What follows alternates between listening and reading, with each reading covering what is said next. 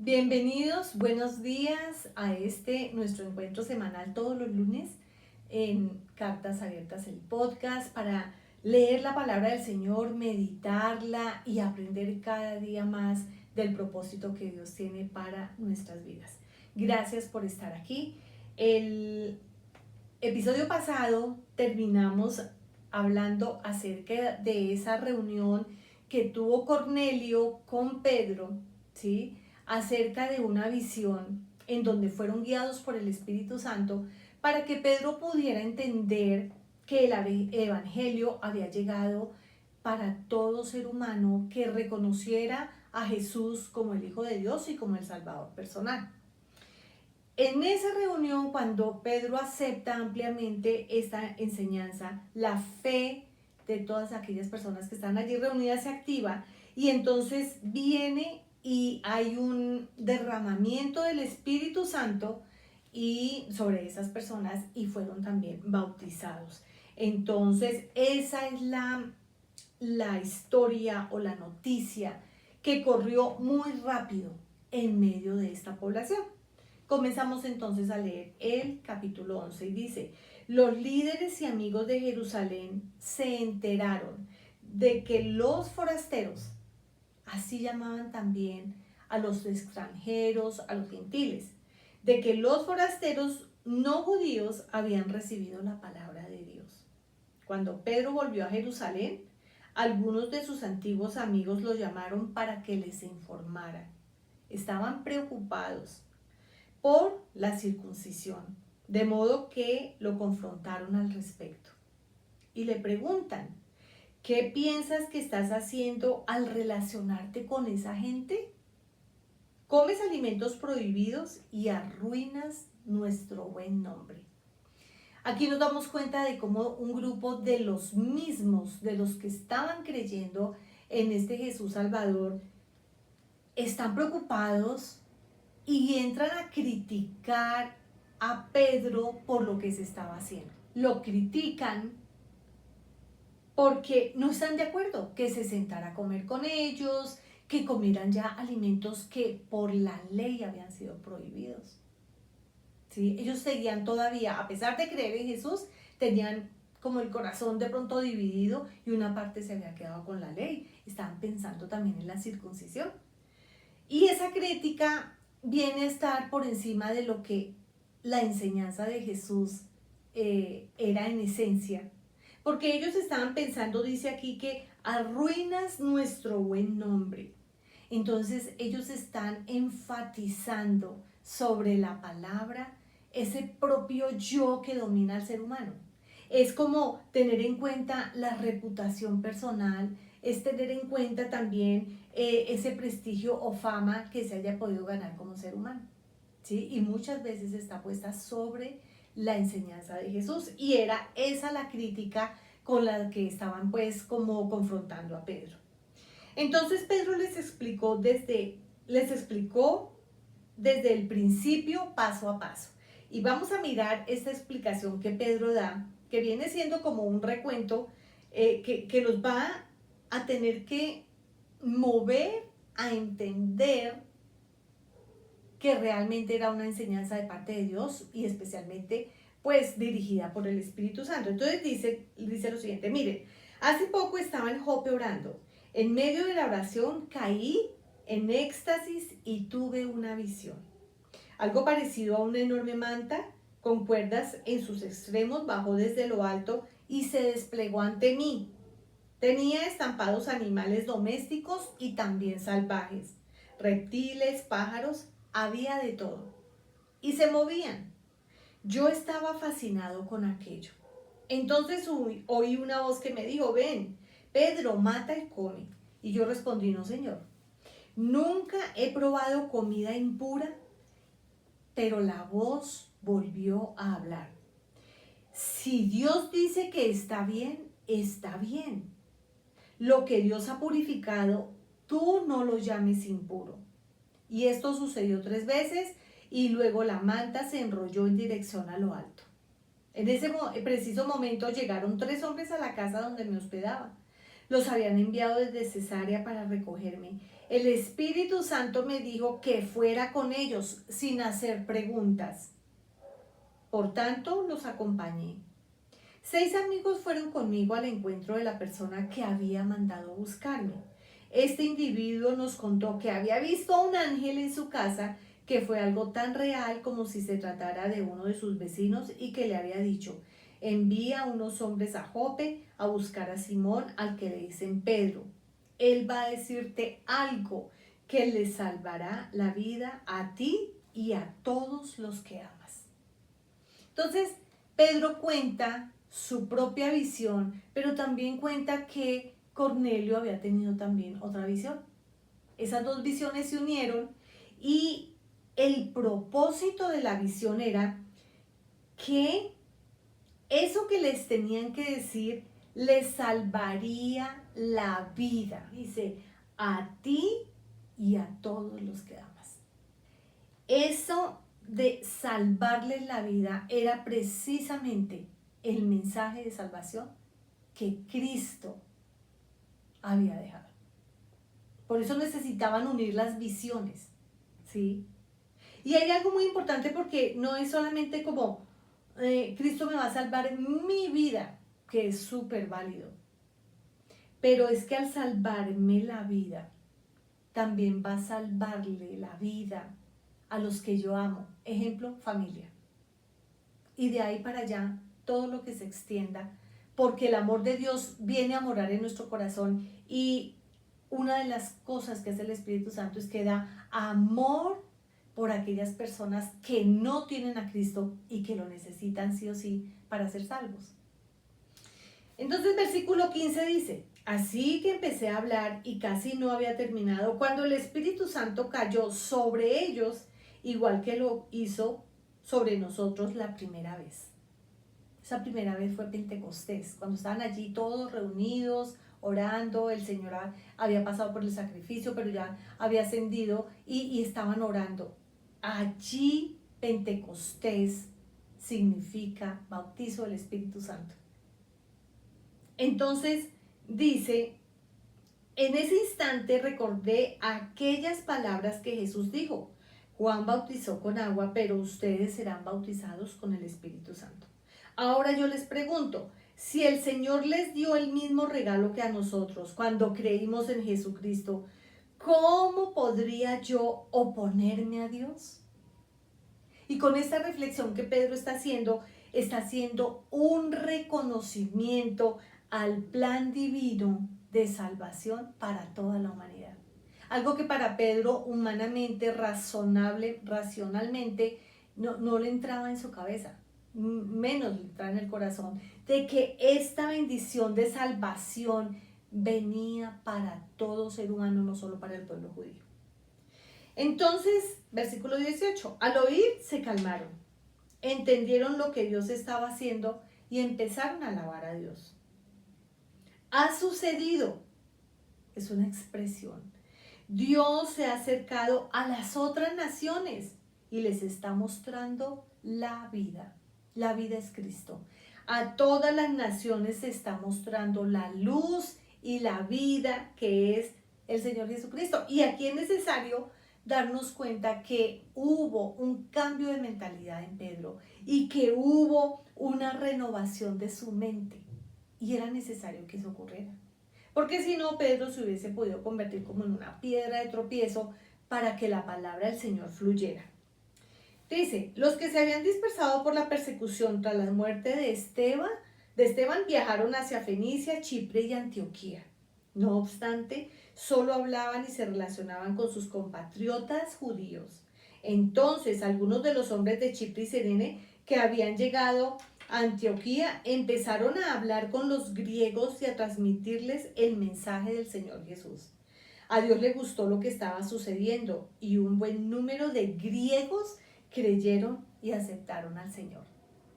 Entonces ya no estaban allí encapsulados, mirando solamente cómo se predicaba al judío, sino que aquí ya la palabra comienza realmente a diseminarse por todos los pueblos y naciones.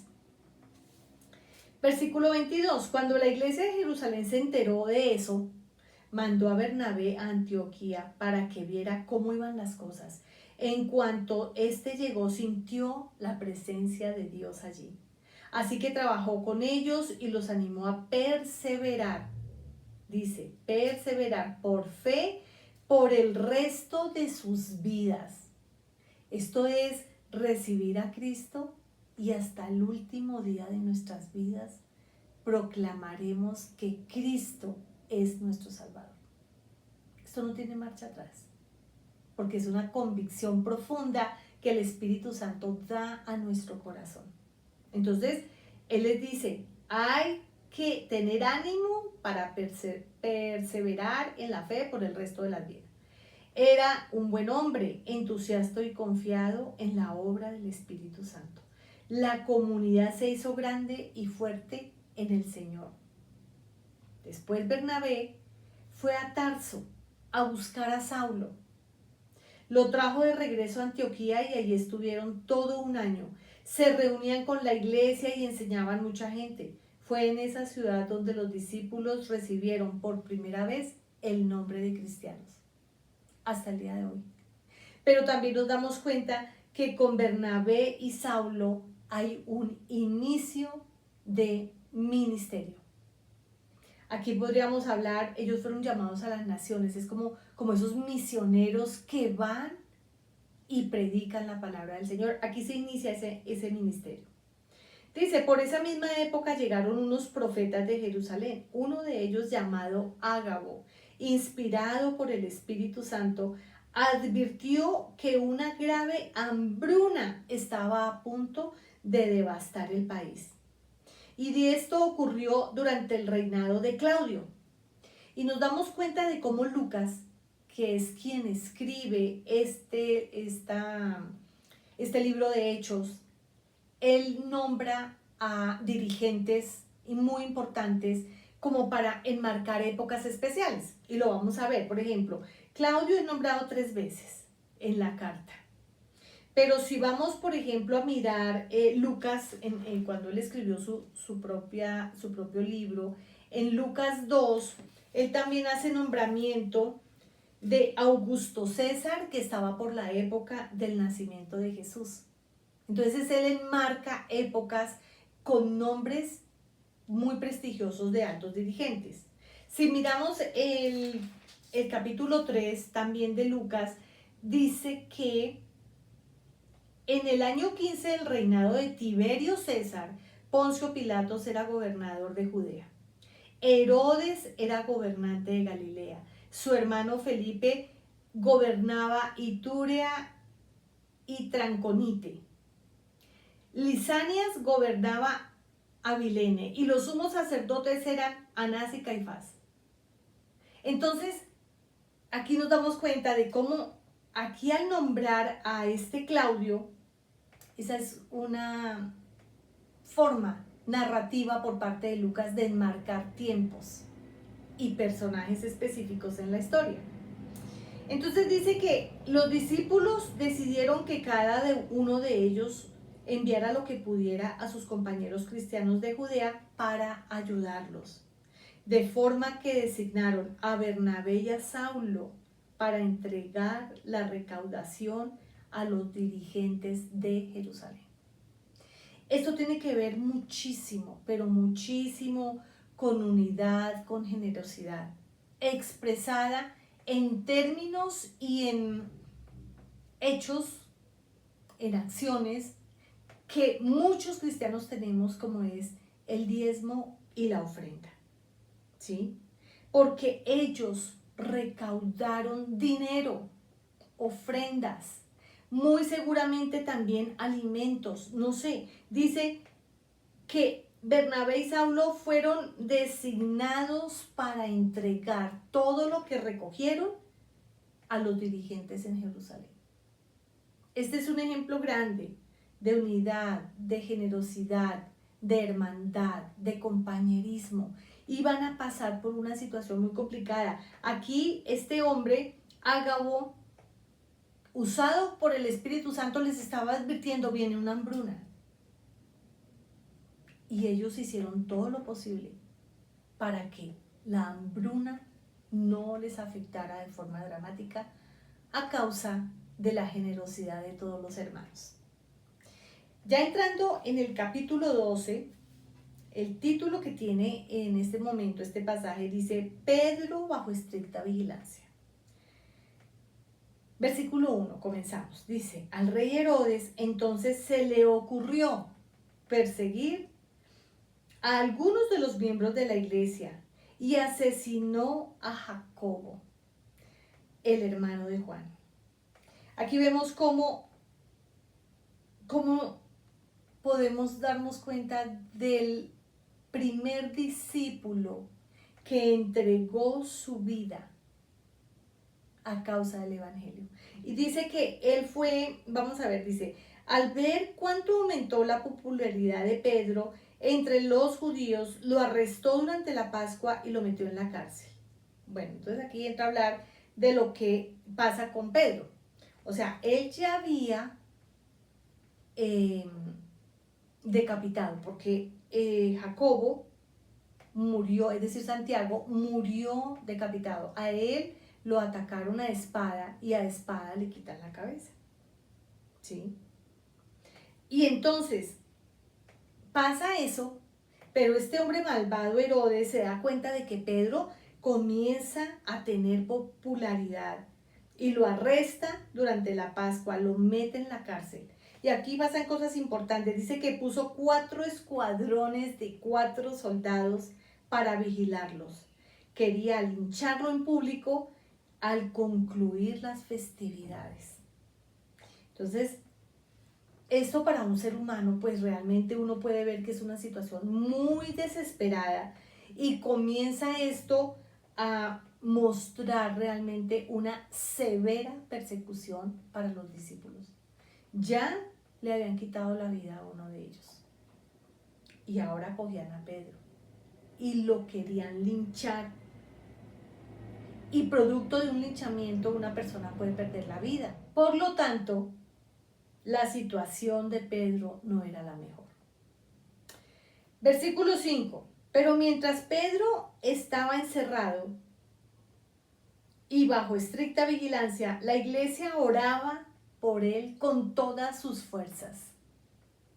¿Qué estaba haciendo la iglesia? Orando. Entonces llegó el momento de que Herodes lo sacara para matarlo. Aquella noche, aunque encadenado a 2 guardias, uno a cada lado, Pedro estaba durmiendo, dice esta versión, como un bebé. Pedro estaba tranquilo y era una situación muy desesperada porque su vida estaba en riesgo y sin embargo él se había entregado al sueño, a descansar. Dice que había otros soldados en la puerta vigilando el lugar porque Herodes era muy cuidadoso. Él no quería, él quería tener toda la certeza y la seguridad de que cogía a Pedro para matarlo. Dice: de pronto un ángel apareció a su lado y su luz iluminó la cárcel. El visitante celestial sacudió a Pedro y lo levantó y le dice: apresúrate. Los grilletes se cayeron de sus muñecas. El ángel le dijo: ponte los zapatos. Cuando lo hizo, prosiguió: toma tu capa y vámonos de aquí. Él lo siguió, pero no creía que fuera un ángel de verdad. Él pensaba que estaba soñando. Imagínense eso. Pasaron inadvertidos la primera y la segunda guardia y llegaron a la puerta de hierro que daba a la ciudad. Esta se abrió sola y los 2 salieron a la calle, libres como el viento. En la primera esquina, el ángel desapareció y Pedro siguió caminando. Entonces, allí es donde se da cuenta de que esto no era un sueño. Y él decía: no puedo creerlo, esto es de verdad. El Señor envió a su ángel y me rescató de Herodes y de sus planes malvados y de toda la turba judía. Entonces aquí podemos ver claramente la intervención divina de Dios en esta situación, enviando un ángel para sacar a este hombre de la cárcel. Pero vemos el poder de Dios en estas escenas, ¿sí? Porque démonos cuenta de cómo era que él estaba rodeado. Dice que 4 escuadrones de 4 soldados.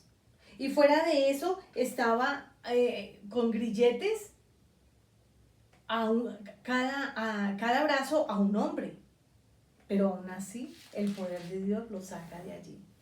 Entonces, versículo 12, lleno de asombro y todavía maravillado, se dirigió a la casa de María, la madre de Juan Marcos. La vivienda estaba lleno de amigos que oraban. Ellos no estaban perdiendo el tiempo. Estaban orando por la protección para Pedro, para que Pedro no fuera apedreado, no fuera linchado, para que saliera de la cárcel. Estaban en esas. Y dice algo aquí bien importante y es, cuando llamó a la puerta del patio, una joven llamada Rode fue para ver quién era.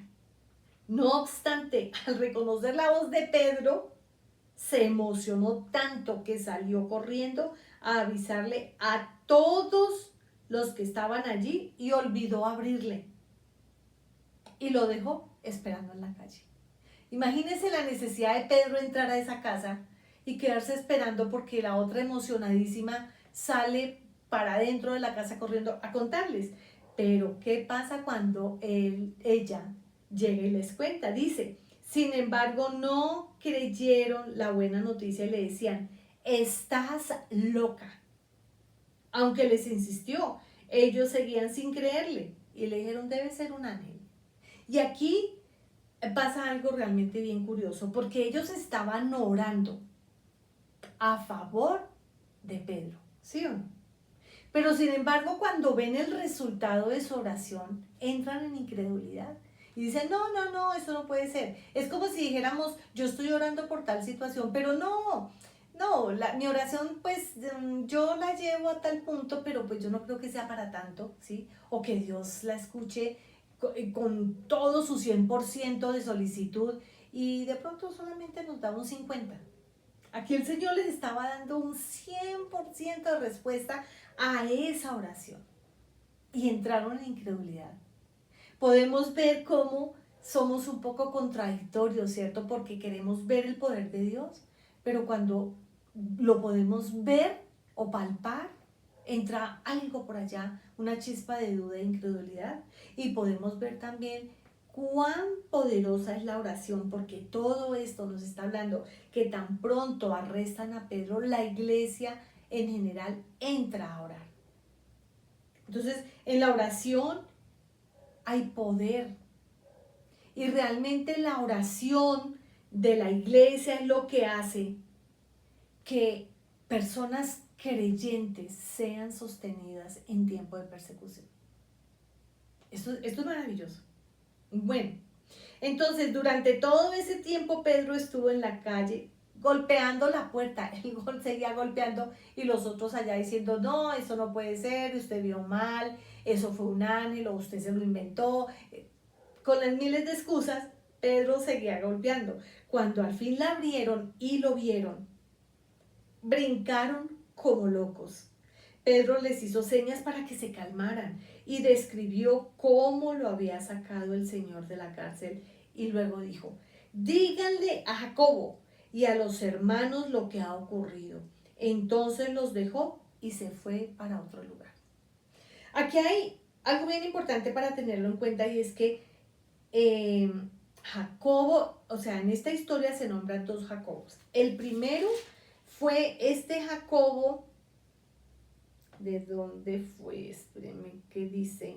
Este Jacobo del versículo 1, capítulo 12, versículo 1 al 4, que nos está hablando de que Jacobo Santiago fue un discípulo de Jesús, que fue el que murió.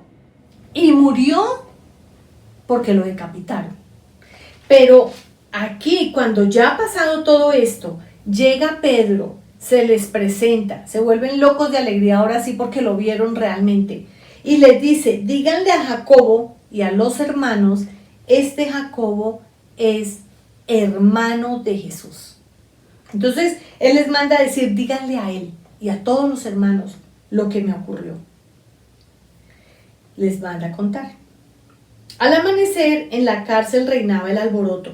Imagínese el pensar que Herodes lo manda a sacar, porque ya tiene su plan perfecto para quitarle la vida, para golpearlo, apedrearlo, lo que sea. Y lo mandan llamar, lo mandan sacar, y comienza el tremendo alboroto y comienzan a preguntar, ¿dónde está Pedro? ¿Qué le ha pasado? Cuando Herodes mandó a buscarlo y no pudieron llevarlo ni explicar lo sucedido, ordenó ejecutar a los guardias, que les corten la cabeza. Estoy harto de Judea y de los judíos, y se fue de vacaciones a Cesarea. Estaba muy estresado por las situaciones que ocurrían. Se fue de vacaciones. Entonces, versículo 20 dice, sin embargo, las cosas fueron de mal en peor para Herodes.